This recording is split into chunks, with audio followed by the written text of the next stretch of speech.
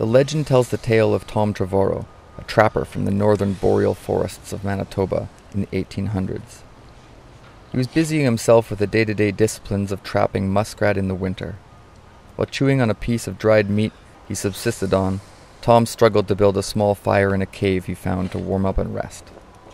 While gathering some dried leaves from the frosty floor of the cave for the smoldering fire, he heard a disturbance or howl from the darkening forest beyond. Tom was not given over to superstitious beliefs, or what he termed goddamned hogwash. It was already a very cold day, and spectacularly so on the granite hole of the cave in which Mr. Trevorrow was huddled. Understandably, he was left irritable and wanting for patience.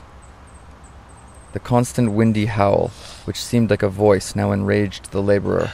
Rational thought had all of a sudden abandoned him, and all of a sudden he was heard to shout, "Go to blazes, you cussed old Indian spirits, or I'll axe you down where you stand."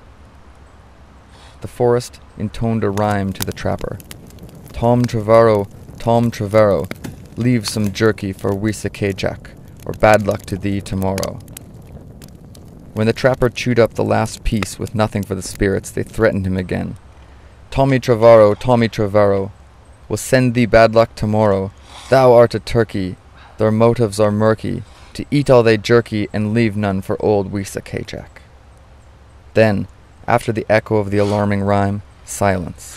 The wind died completely off. Tom was a little perturbed, but fire lit, he was satisfied this episode was behind him. He attributed it all to the isolation and the nightmarish cold. Despite it all, Mr. Trevorrow was so tired he decided on a quick nap.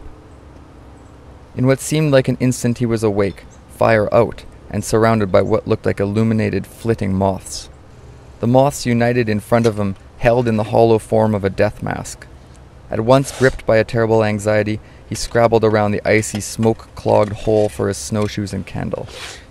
It had only taken a few seconds to achieve, but seemed immeasurably longer.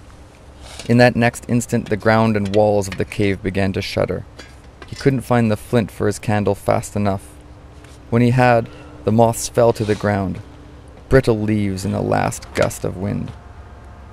This experience had irrevocably changed Mr. Trevorrow, so much so that he had to give up trapping and move to the cities in the south. For trappers, this was a most despised fate, and one which he would never recover from.